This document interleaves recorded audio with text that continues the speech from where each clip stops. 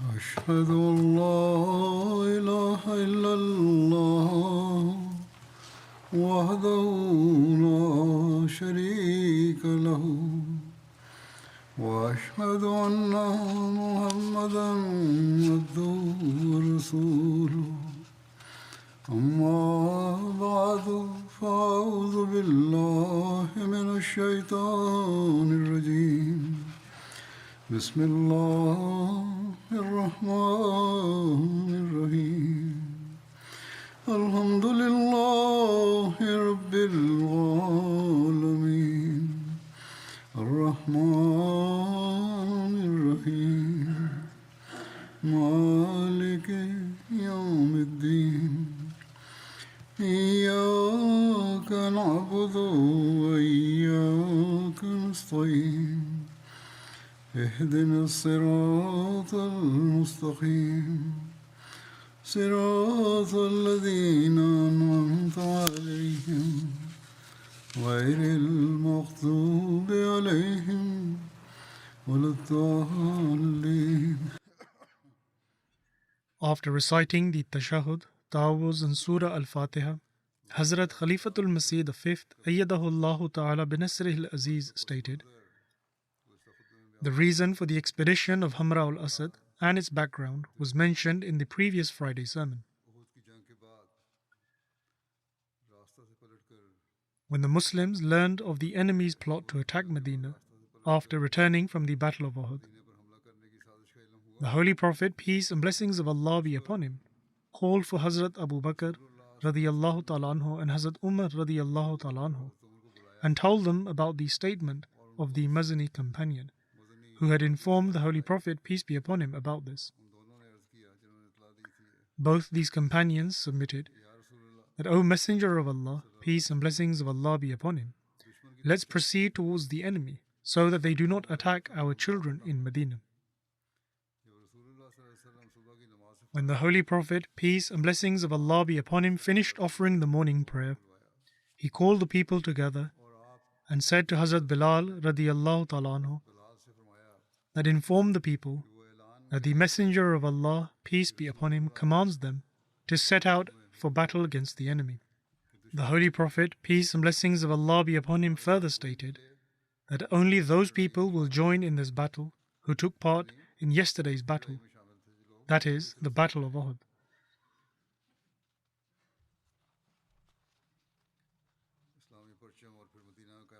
Then, with regards to the flag bearer for the Muslims and the appointment of a deputy to oversee Medina in the Holy Prophet, peace be upon him's absence, it is written that the Holy Prophet, peace be upon him, called for the flag to be brought to him, which was still rolled up since the day before, when they had returned from Uhud. It had still not been opened up. And the Holy Prophet, peace be upon him, gave this flag to Hazrat Ali, and according to another narration, he gave it to Hazrat Abu Bakr. On this occasion, the Holy Prophet, peace be upon him, appointed Hazrat Ibn Maktoum as the Amir of Medina in his absence.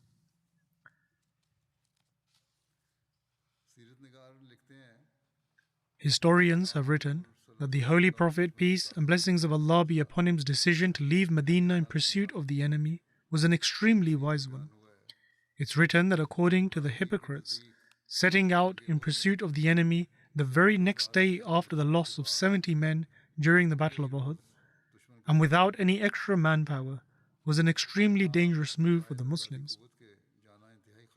However, the events that transpired afterwards demonstrated that the decision of the Holy Prophet, peace and blessings of Allah be upon him, was indeed a very wise one, which proved beneficial for the Muslims in many ways. The Holy Prophet, peace and blessings of Allah be upon him, had spent the whole night assessing and reflecting on the situation following Uhud, and he suspected that the disbelievers, on their way back to Makkah, might say that they didn't take any real advantage despite gaining the upper hand. And since they would be feeling regretful over this, therefore it is possible that they may return and attack Medina on their way back to Makkah. Thus, whilst adopting an excellent military strategy, the Holy Prophet, peace and blessings of Allah be upon him, decided to pursue after the enemy. And so, this decision of the Holy Prophet, peace and blessings of Allah be upon him, sent the confidence of the Muslim soldiers sky high, while making the hypocrites become overawed by the unshakable conviction and determination of the Holy Prophet, peace be upon him. Thirdly, when the enemy learned that the Muslim army is on its way to pursue them, their fire of confidence waned to a flicker. This is a note from a book of history.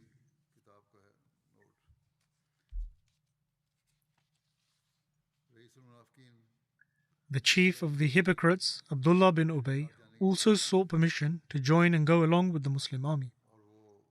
And so he came to the Holy Prophet, peace and blessings of Allah be upon him, and asked permission if he could join this expedition, even though he had abandoned the Muslim army at the Battle of Uhud, taking 300 of his men along with him. Undoubtedly, he must have been ashamed over his actions, and now perhaps to try and redeem himself, or God knows best, perhaps it was under some other plot, since you never know with hypocrites. But in any case, he came to the Holy Prophet, peace and blessings of Allah be upon him, and asked him for permission to join with him. However, the Holy Prophet, peace and blessings of Allah be upon him, declined his request.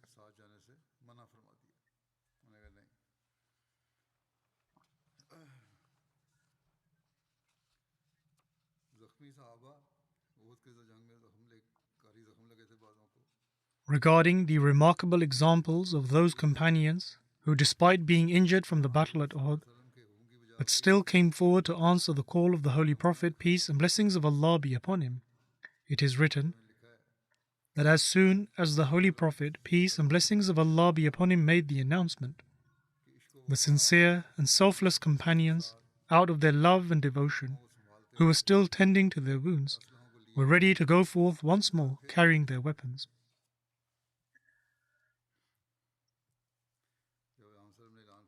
When the Holy Prophet, peace and blessings of Allah be upon him, made this announcement, they departed immediately. Hazrat Usaid bin Huzair, who had sustained 9 wounds, had only just made the intention of applying ointment on his wounds when he heard this, and he immediately made his way and did not even stop to apply the treatment to his wounds. Similarly, there were 40 companions among the Banu Salama tribe who were injured, and they also left at once. Seeing them follow his instructions even in that state, the Holy Prophet, peace be upon him, prayed for their forgiveness and supplicated that, O Allah, have mercy on the Banu Salama. It is also mentioned that Tufail bin Numan sustained 13 wounds, and Khirash bin Simma sustained 10 wounds, and Ka'b bin Malik sustained over 10 wounds, and Qutbah bin Amir sustained 9 wounds. But despite all this, the Muslims rushed towards their weapons without even stopping to apply ointment to their injuries.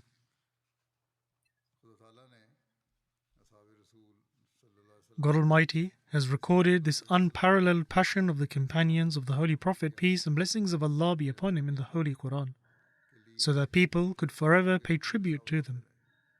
God Almighty states, الَّذِينَ اسْتَجَابُوا لِلَّهِ وَالرَّسُولِ مِنْ بَعْدِ مَا أَصَابَهُمُ الْقَرْحُ لِلَّذِينَ أَحْسَنُوا مِنْهُمْ وَاتَّقَوْا أَجْرٌ عَظِيمٌ.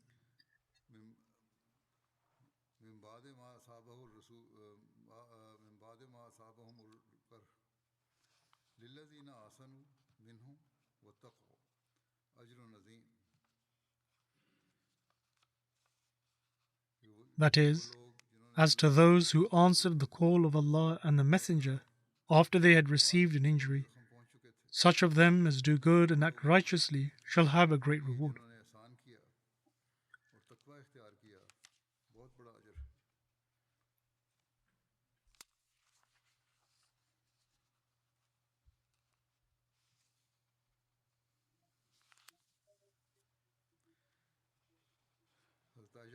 Hazrat Aisha radiyallahu ta'ala anha used to say that one of the embodiments of this verse was Hazrat Abu Bakr Siddiq as well as Hazrat Zubair bin al-Awwam. Then there is mention of Hazrat Jabir bin Abdullah seeking permission to go alongside them for this expedition. It is mentioned that the announcement of the Holy Prophet, peace be upon him, was made that only those who had participated in the Battle of Uhud could join them for this expedition. And this was strictly enforced. There was, however, a fortunate and sincere companion who, despite not having participated in the Battle of Uhud, was granted permission to accompany them, and that was Hazrat Jabir bin Abdullah. Ibn Ishaq and Ibn Umar have stated that Jabir bin Abdullah went to the Holy Prophet, peace and blessings of Allah be upon him, and submitted that, O Messenger of Allah, peace be upon him, your caller announced that only those who were present in the battle yesterday, that is, the Battle of Uhud, can go forth with you. And I desire to participate in the Battle of Uhud, but my father left me behind to look after my 7 sisters. Or according to another narration, he had 9 sisters.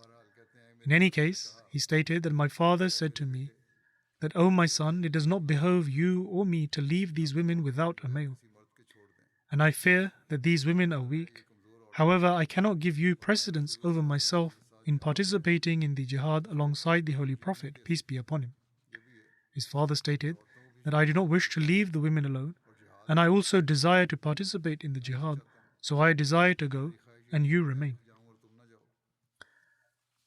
And so, stay here with your sisters, and I shall accompany the Holy Prophet, peace be upon him, in the jihad. For this reason, whilst following my father's instructions, he said that I was unable to participate in the jihad yesterday. Otherwise, I also fully intended to. Thus, after listening to Hazrat Jabir's words, which were infused with love and passion, the Holy Prophet, peace be upon him, granted him permission to participate in this expedition. And Hazrat Jabir used to recount with great pride that aside from me, no other person accompanied the Holy Prophet, peace be upon him, who did not participate in the previous day's battle. And many people who did not participate in the previous day's battle asked the Holy Prophet, peace be upon him, to accompany him, but the Holy Prophet, peace be upon him, denied them. The Holy Prophet, peace be upon him, departed in such a condition that his blessed face was wounded, his blessed forehead was injured, and his blessed tooth was broken, and his lower lip, or according to other narrations, both of his lips were wounded from the inside. His right shoulder was injured due to the attack from Ibn Qamiya's sword, and both of his knees were wounded as well. First, the Holy Prophet, peace be upon him, went to the mosque and offered 2 nawafil, and the rest of the people had already gathered. And then the Holy Prophet, peace be upon him, asked for his horse Saqab to be brought to the door of the mosque. In this expedition, only the Holy Prophet, peace be upon him, had a horse. When the Holy Prophet, peace be upon him, departed, he was wearing his armor and helmet, and only the eyes of the Holy Prophet, peace be upon him, could be seen. During this time, the Holy Prophet, peace be upon him, met Hazrat Talha bin Ubaidullah, and the Holy Prophet, peace be upon him, asked that, Talha, where is your weapon? Hazrat Talha replied that it is very near. After saying this, he quickly went and brought his weapon, even though he had 9 wounds from the Battle of Uhud on his chest alone. And totaling all the wounds on his body, he had over 70 injuries. Hazrat Talha narrates that more than my own injuries, I was worried about the injuries of the Holy Prophet, peace and blessings of Allah be upon him. The Holy Prophet, peace be upon him, came towards me and began asking that, where do you find the enemy? Meaning, where do you think Abu Sufyan and his army are right now? I submitted that the area in the lower terrain, and the Holy Prophet, peace be upon him, responded that this is what I think as well. Then the Holy Prophet, peace be upon him, stated, insofar as they, i.e. the Quraysh, are concerned, they will not be given the opportunity to do this to us ever again, to the extent that Allah the Almighty will conquer Mecca by our hands. And according to another narration, the Holy Prophet, peace and blessings of Allah be upon him, said to Hazrat Umar radiyallahu ta'ala anhu that, O Ibn Khattab, the Quraysh will never be able to do this to us ever again, to the extent that we will kiss the black stone, i.e. the Hajr Aswad. Sabit bin Salba Khazrami was appointed to show the way for the Holy Prophet, peace be upon him, to help him reach Hamra al-Asad. And according to another narration, Sabit bin Zahaq was the one who showed the way. Both narrations exist. At this instance, the Holy Prophet, peace and blessings of Allah be upon him, dispatched 2 companions to go ahead of them and gather intelligence. And according to the details, the Holy Prophet, peace be upon him, sent ahead the 2 sons of Sufyan, Salid and Numan, who belonged to the Banu Sahm branch of the Aslam tribe, to gather information. The Holy Prophet, peace be upon him, also sent a third person from the Banu Uwair branch of the Aslam tribe. However, his name has not been mentioned. Two of them saw the Quraysh at a place called Hamra al-Asad, and the Quraysh were speaking to one another, and as soon as they saw them both, the Quraysh killed them. When the Holy Prophet, peace be upon him, departed along with his companions and reached Hamra al-Asad, he set up the camp for his army. He then buried the two companions in a single grave, as the bodies were still lying there, and they were both friends.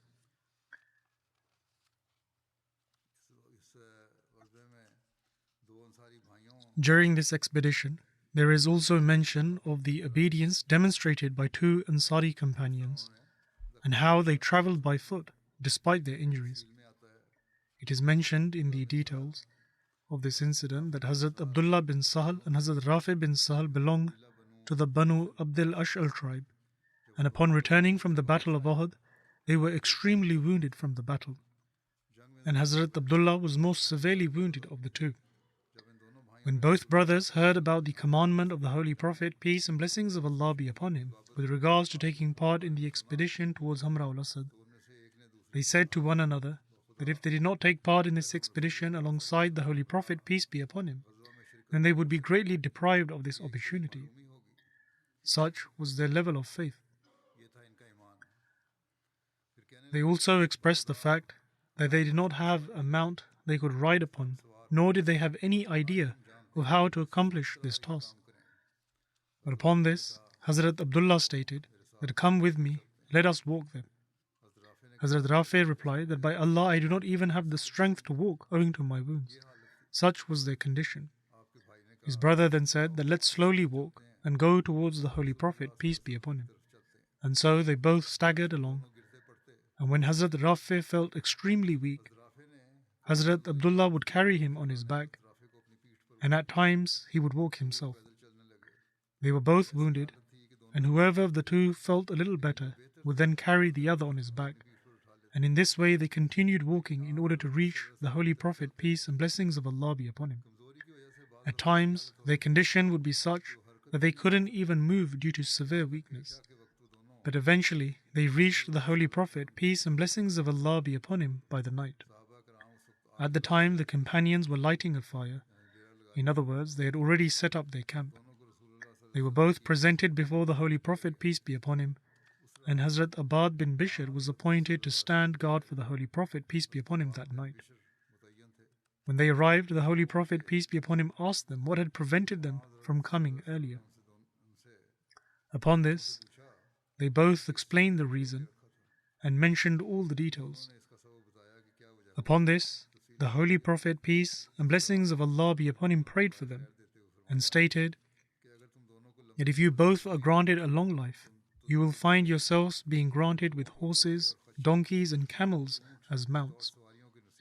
That is, although at this time you have come by foot while stumbling and falling, however, if you are given a long life, then you will witness this all for yourselves, and all of these different kinds of mounts will be granted to you. But along with this, the Holy Prophet, peace be upon him, stated, "However, these will not be better than this journey you have made at this moment in time by walking and stumbling across to reach it." In other words, their reward was far greater than even the best bounties of that time.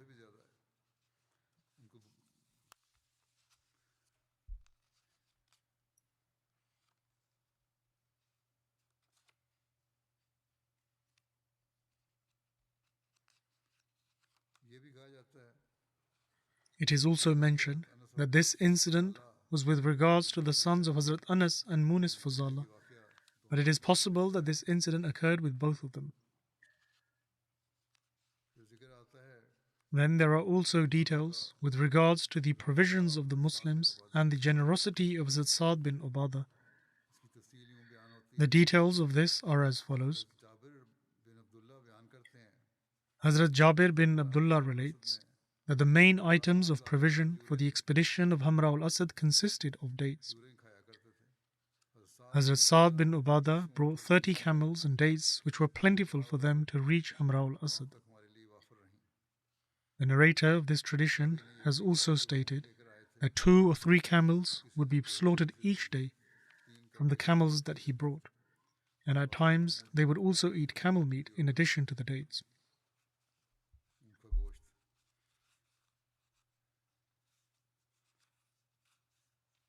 क्या हिकमत थी, क्या strategy थी आपकी जंग की? Then there are also details with regards to the strategy adopted by the Holy Prophet, peace and blessings of Allah be upon him, in battle, and how he overawed the enemy. And so, one of the ways to strike awe and fear in the hearts of the enemy was to light many fires in the night, in order to show as if it was a large army, and thereby causing the enemy to become fearful. Hence, wherever the Holy Prophet, peace and blessings of Allah be upon him, would set up camp, he would instruct the companions to spread out and light fires across different places. And so, each person would light his separate fire, and a total of 500 fires were lit in different places, and it could be seen from far. Subsequently, the news of the Muslim army and its fire spread far and wide, and through this Allah the Almighty caused the enemy to become overawed. It is also mentioned that Ma'bad Khuzai met the Holy Prophet, peace and blessings of Allah be upon him, during this time, and he also went to Abu Sufyan and warned the Quraysh of the Muslim army. The details of this account have been mentioned as follows. Ma'bad bin Abu Khuzai, who was still an idolater at the time, met with the Holy Prophet, peace and blessings of Allah be upon him. And although there are some historians who state that he accepted Islam on this occasion, however, a majority of the historians say that he did not accept Islam at the time, but did so later on.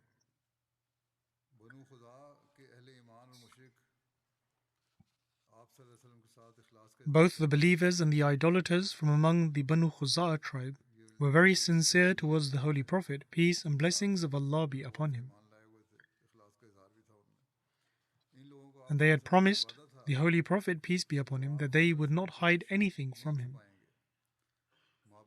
Ma'bad stated that, O Muhammad, peace and blessings of Allah be upon him, the hardship you and your companions have had to endure is hard for us to bear, and we desire that Allah the Almighty elevates your rank and protects you from every hardship. Upon this gesture of compassion, the Holy Prophet, peace and blessings of Allah be upon him, said to Ma'bad that, break the resolve of Abu Sufyan. In other words, you are traveling on, and so when you meet him, then instill fear in him. But how he was going to do this was something that he had to decide for himself. Thereafter, Ma'bad left for Makkah, and the Holy Prophet, peace be upon him, remained in Hamra al-Asad. Ma'bad met Abu Sufyan and his comrades in Roha, and Roha is situated approximately 40 miles from Medina.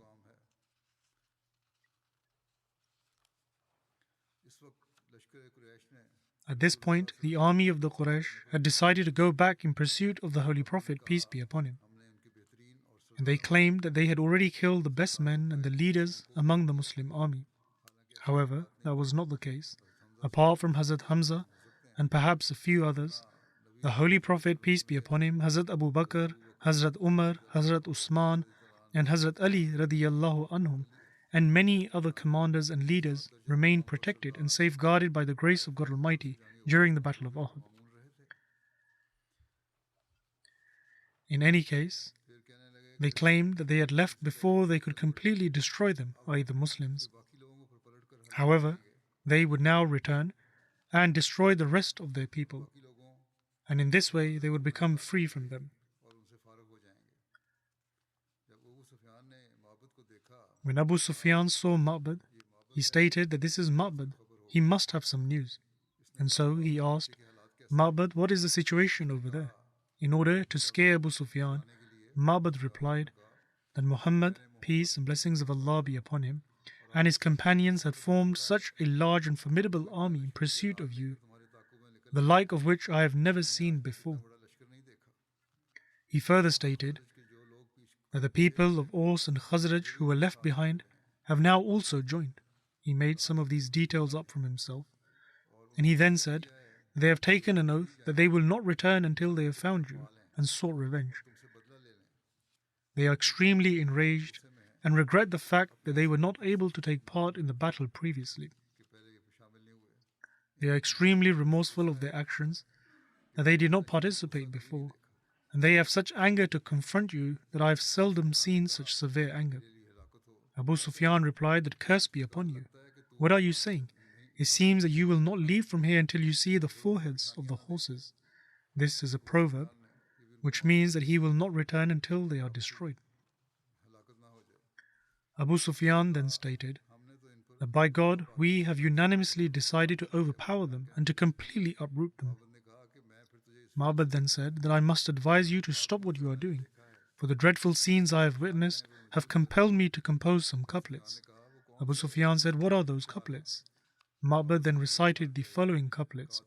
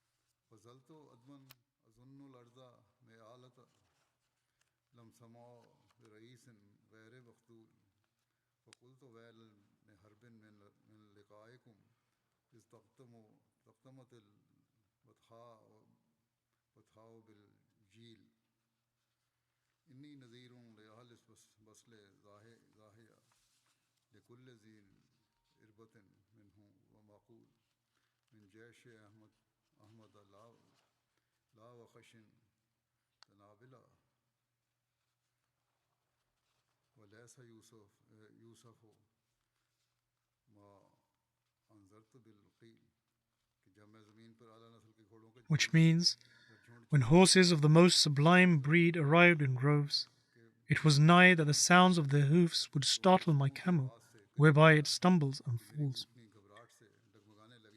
In fact, there was only one horse there at the time, but in his poem he set out the scene through such exaggeration that it scared them. He then continued and said that they were carrying lion-like brave warriors on their backs. They are not small in stature, nor without their weapons in the battlefield, nor are they inexperienced riders. In other words, they are experts and armed with bow and arrows and swords, as well as being peerless in the art of horse riding. He then said, upon this I raced to deliver the news, but it felt as though the world was crumbling beneath the feet of those horses, which carried the mighty and powerful general who is not alone. In other words, he was advancing with his formidable army.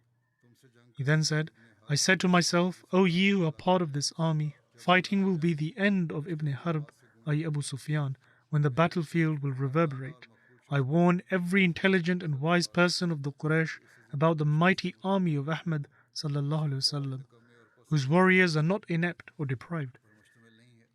There are no words with which I can warn you of the dread of the army I speak about. Thus, the nerve-shattering conversation with Ma'bad and also his couplets, as well as the words of Safwan bin Umayyah, broke the courage of Abu Sufyan and his compatriots. They became anxious and overawed, and Abu Sufyan deemed the safest course of action to get back to Mecca as soon as possible.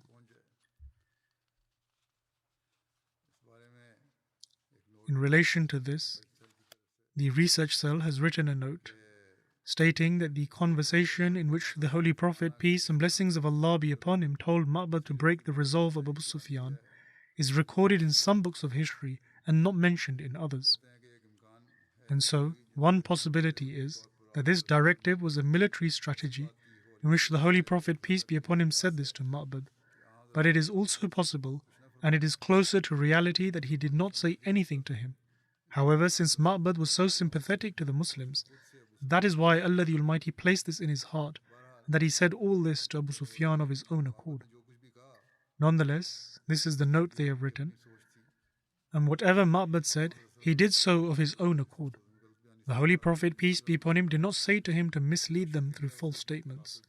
However, the way he described them caused the disbelievers to become frightened. In the same time, the army of the disbelievers was preparing to return to Mecca. A caravan of Abdul Qais passed by Abu Sufyan. They had camped in the same place, and so Abu Sufyan asked him where he was heading to, which he replied that he was going to Medina.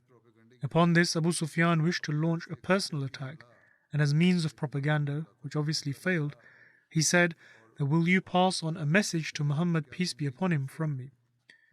And in exchange, I will give you camels laden with raisins from the Uqaz market." He replied that yes. And so Abu Sufyan said that when you meet Muhammad, peace and blessings of Allah be upon him, tell him that we have unanimously agreed to march upon you and your companions so that we can uproot those remaining once and for all. And we are right behind you. Having said this, he left for Mecca, and this caravan met at Hamra al-Asad. And Abdul Qais conveyed what Abu Sufyan and his companions said to the Holy Prophet, peace be upon him. Upon hearing all of this, the Holy Prophet, peace be upon him, stated, "Hasbunallahu wa ni'mal wakil," that sufficient for us is Allah, and an excellent guardian is He.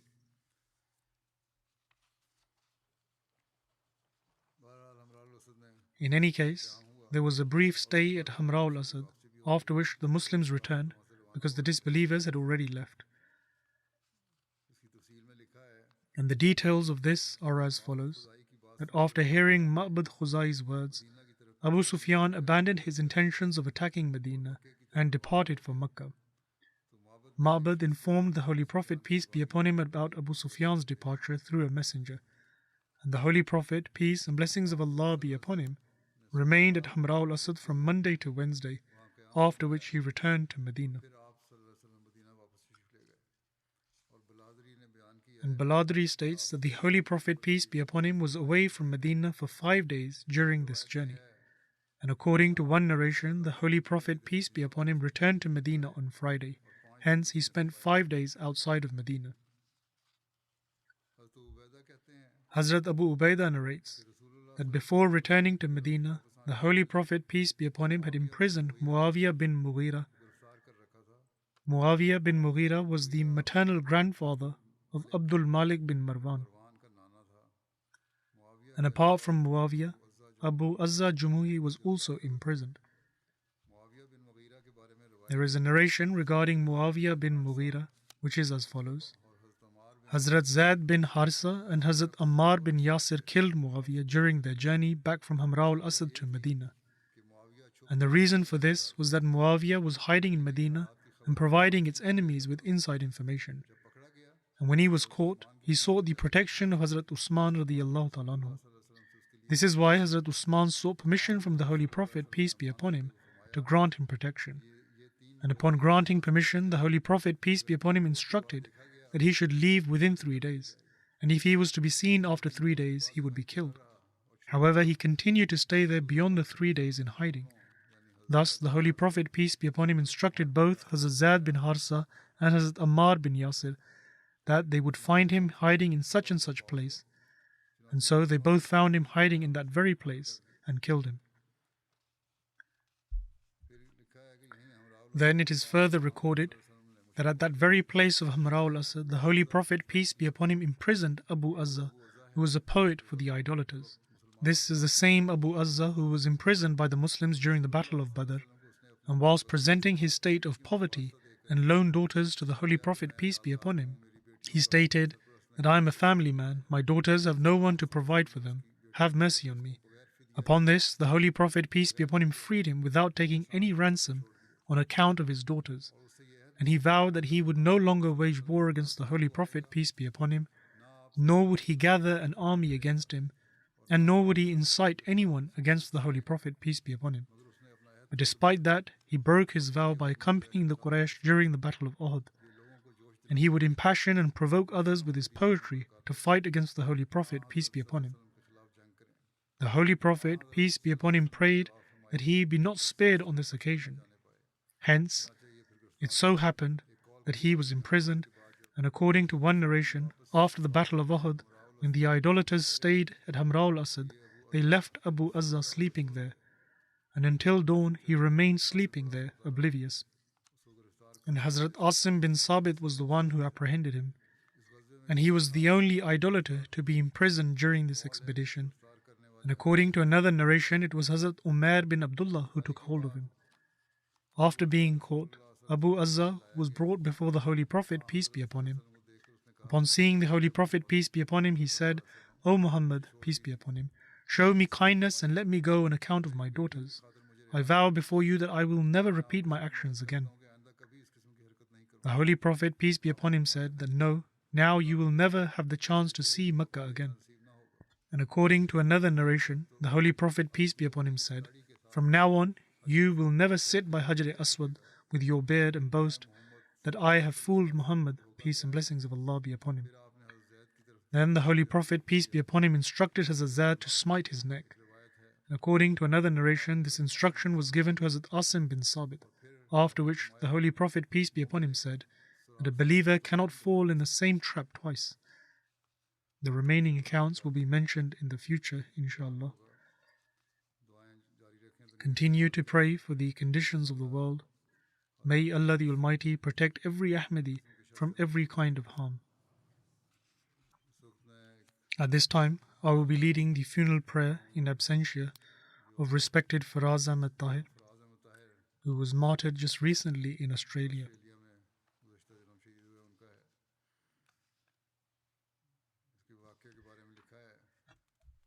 It is reported that during this incident, an Australian man attacked him with a knife in a shopping mall in Bondi, one of Sydney, Australia's most well-known areas. Inna lillahi wa inna ilayhi rajiun. Verily to Allah we belong and to Him shall we return. The deceased worked as a security guard in the shopping mall. He was 30 years old and was not married. During this incident, 12 people were injured and 6 people were killed. Among the 6 that were killed, 5 were women. Faraz Ahmed Tahir Sahib was originally from Rabwa. In 2018, he migrated from Pakistan to Sri Lanka.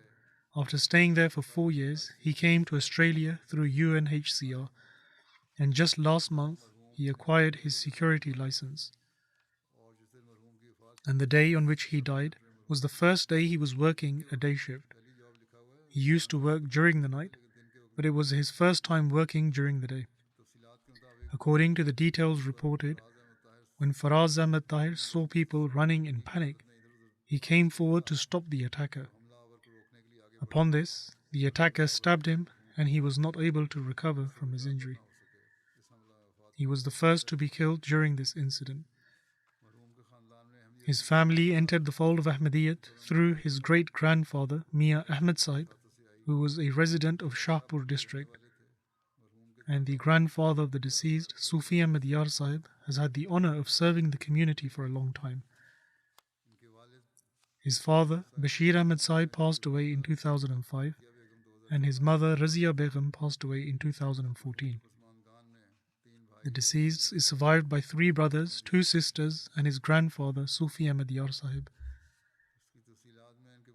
According to further details, the Prime Minister of Australia and the Premier of New South Wales have paid tribute to the bravery and sacrifice of the late Faraz Ahmed Tahir. Similarly, the High Commissioner of Pakistan in Australia also paid tribute to the bravery of the late Faraz Ahmed Tahir and expressed his condolences and ensuring his full support.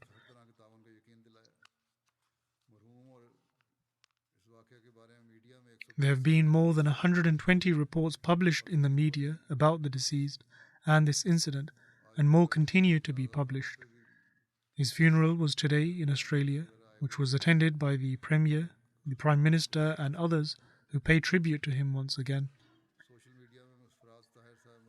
The bravery and sacrifice of the late Faraz Tahir Sahib is being expressed on social media in beautiful words, and many people are calling him a national hero. This sacrifice which he made shows that he did not leave Pakistan for fear of death. Rather, he left the country because he had grown weary of the religious restrictions placed upon Ahmadis, where Ahmadis are stopped from saying even the name of Allah and His Messenger, peace be upon him.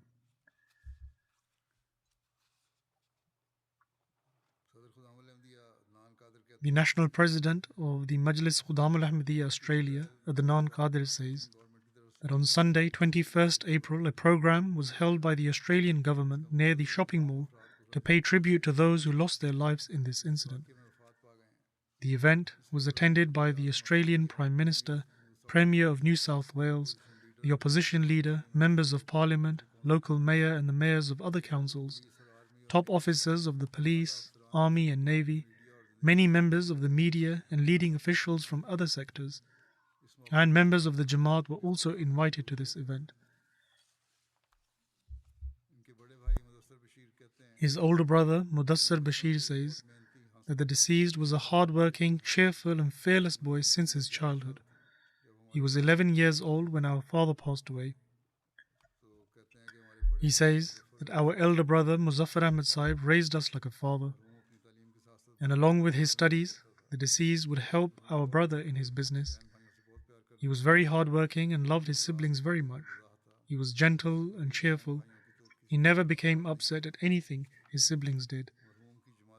He was also at the forefront of taking part in Jamaat activities. And during his time living in Pakistan, then in Sri Lanka, and then Australia, essentially wherever he lived, he was active in giving duties for the Jamaat. He very sincerely and loyally loved Khilafat, and he had desired that upon receiving his nationality, he would go to London to meet Khalifatul Masih. This was his desire. And his younger brother, Shiraz Ahmad, says that he would recite the Holy Quran very beautifully and was regular in offering his daily prayers.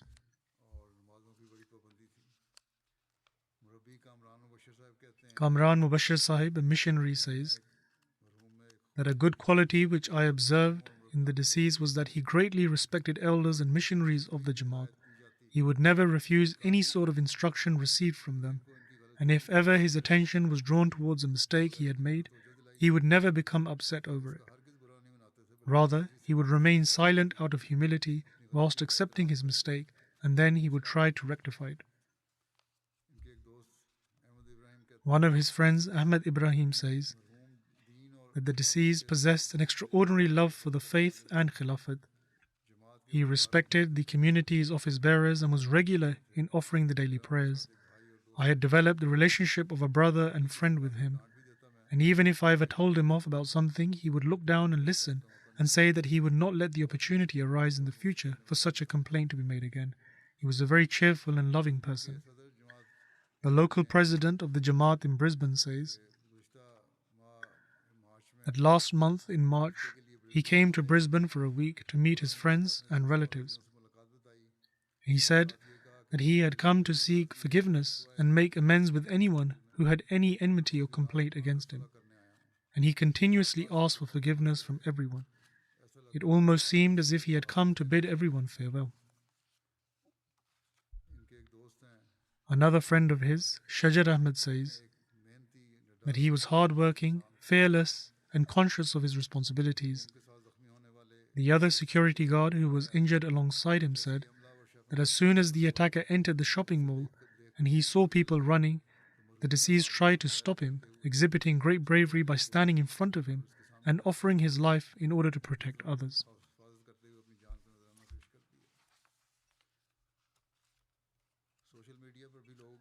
People are also paying tribute to Faraz Tahir Sahib on social media.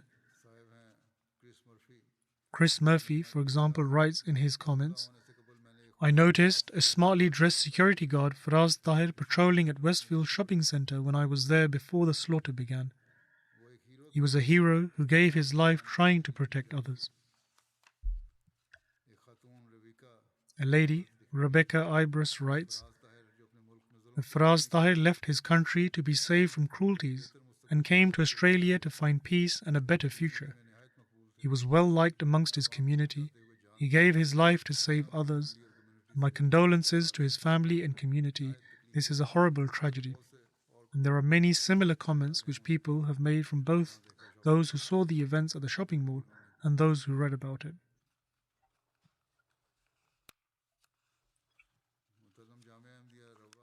A student from Jamia Ahmadiyya Rabwa, Hasur Ahmed, says that Faraz Tahir was my cousin. He was a good person. He was regular in offering the 5 daily prayers and advised others to do the same. He would always meet me with a smile, and he considered me to be his younger brother.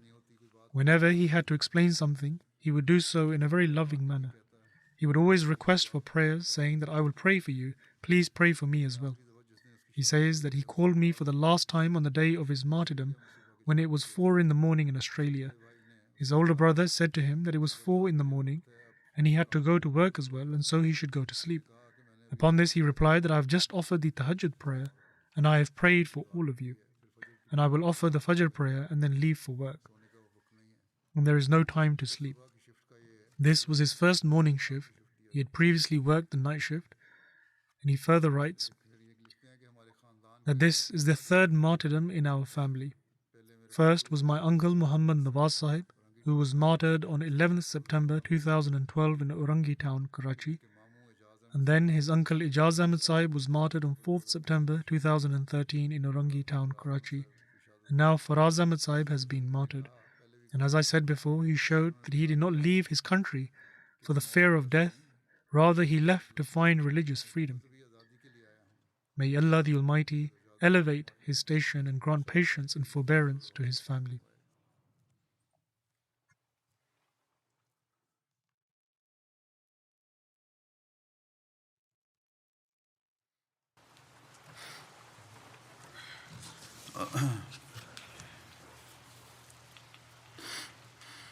الحمد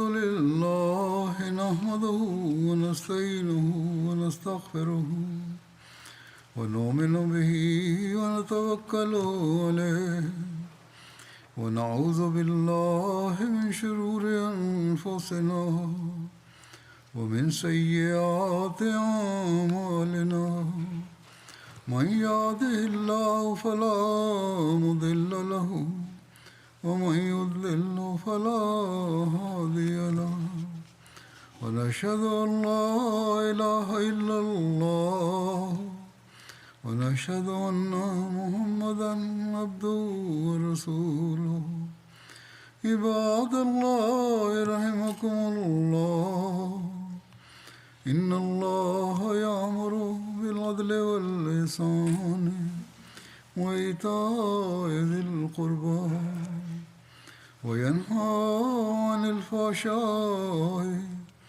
والمنكر والبغي يعظكم لعلكم تذكرون اذكروا الله يذكركم وادعوه يستجب لكم ولذكر الله أكبر.